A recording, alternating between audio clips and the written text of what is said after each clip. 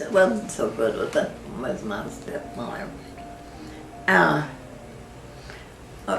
The worst way she had of punishing me was not talk to me. She wouldn't talk to me for a week or two. That's really very hard on a kid when they talk to it. It was very hard. But I still had Dad, and we got along fine. And I had Bob, and I had a good time. But Dad had a bad accident. He took his shotgun out to sell it, and he knew how to handle a shotgun. Well, I guess he was nervous or something, and it slipped when he put it in the back seat of the car and it blew off his arm. Well, Dad was very stubborn. And he said, people say I can't run a farm anymore. I am going to buy a farm, and I'm going to be the best farmer that I've ever been. Here he is with one arm. And he was over 60 years old at the time. So he got a farm. And this time it was even more primitive than it had before. We had to pump the water with a handle pump. We had to carry logs. And we had to carry coal in. It was really very hot, but I managed it. And we had horses. When I took care of the horses, I had to curry them and brush them down. And I had to bring them in from the fields at night.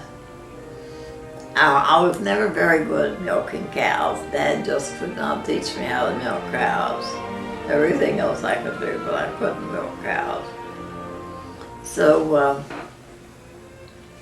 that was the way that went on until I started to go to high school.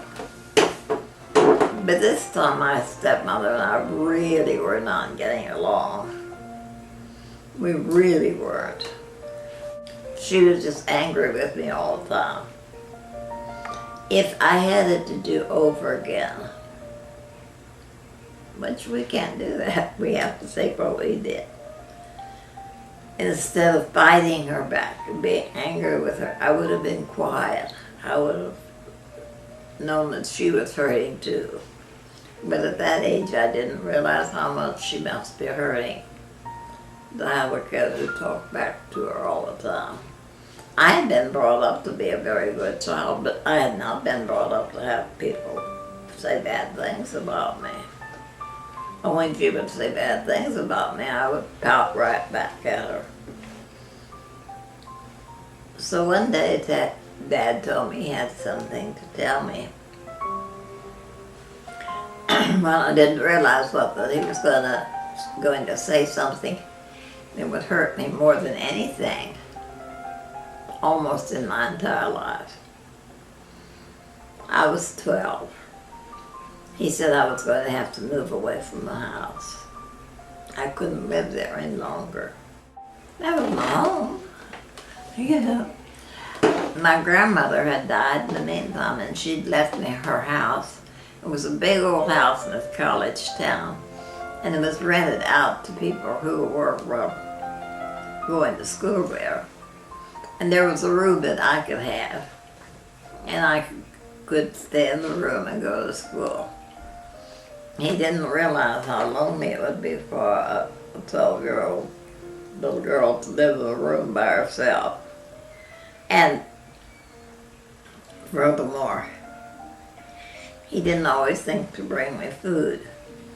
So I had to make the money to buy my clothes and to buy my food and to go to school. Well, I found you can do that. You can do anything if you have to. And it never entered my mind of not going to school. Everybody I knew had gone to school. So here was how I lived.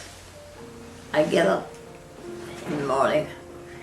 I would go to school. After school, I would go to the hospital. And that was my job. I had to sit with people who were dying. And I'd sit with people who were dying. And I'd sit there until about 6 o'clock in the morning.